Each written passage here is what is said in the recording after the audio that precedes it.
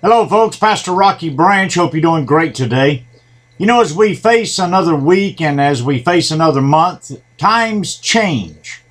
Well, certainly the weather is changing a little bit, but times change. You know, everything becomes a little bit more of a challenge. We face uncertain days ahead, of course.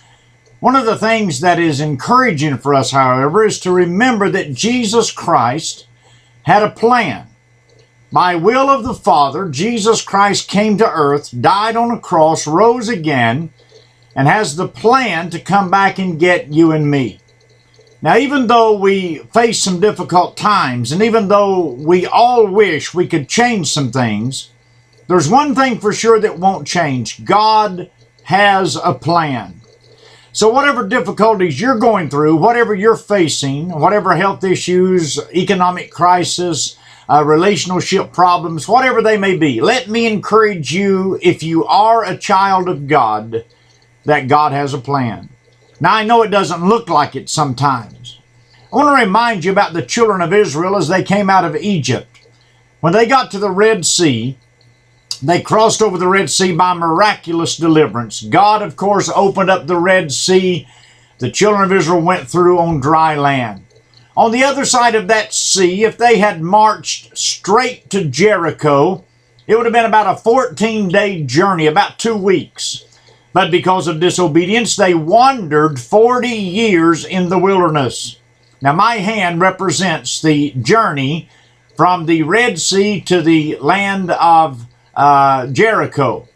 From my thumb to my little finger, straight across that way, would be about the journey that it would take the children of Israel to go to Jericho after they got across the Red Sea. But because of disobedience, they went up and down and up and down and up and down, and finally they made it after 40 years, and of course many of them died in the wilderness. Now let me ask you a question.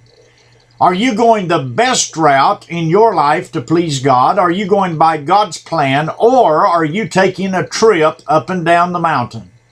Well, many times in our lives we take trips up and down the mountain. How do I know whether I'm doing the will of God? Well, the Bible says in Ephesians 5:17 that you may know the good pleasure. It says the will of God there, but the word will means good pleasure. You can know the good pleasure of God. Well, how do I do that? Well, I have to search the Scriptures. I have to make sure that in my life, whatever's going on in my life is pleasing to God.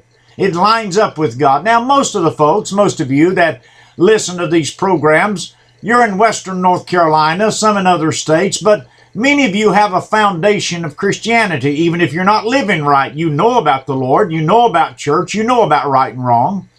So I want to encourage you to understand that if you want the blessings of God, and that's what you desire in your life, you've got to do it right. And you know whether you're doing it right or not. I mean, that's not a mystery to any of us.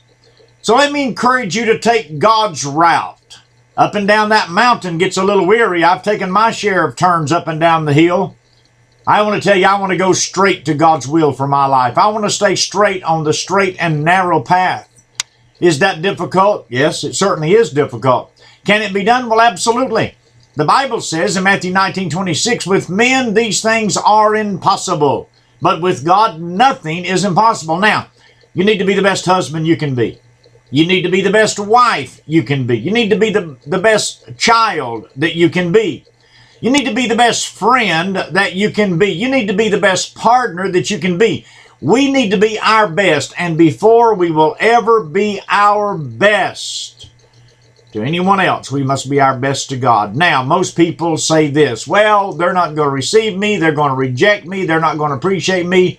Has nothing to do with anything. What has to do with everything is that your heart and your mind is clear before God. Your heart and your mind is clear before God. And then if people accept you, they do. If they don't, then they don't. But that's an issue that you, beloved, cannot control.